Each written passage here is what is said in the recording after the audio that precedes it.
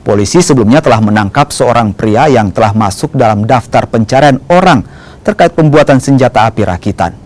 Dari tangan pelaku, polisi menemukan 8 pucuk senjata api rakitan jenis AK-47 beserta 2 butir amunisi.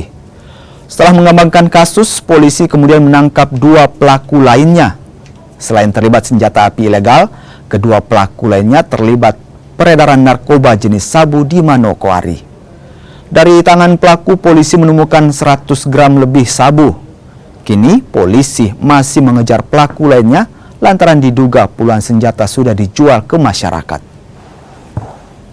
Nah, kami informasikan kepada rekan, ini masih kami kembangkan lagi karena ada temuan lagi DPO yang akan kami kejar yang sudah mengedarkan senjata, itu sekitar puluhan informasinya.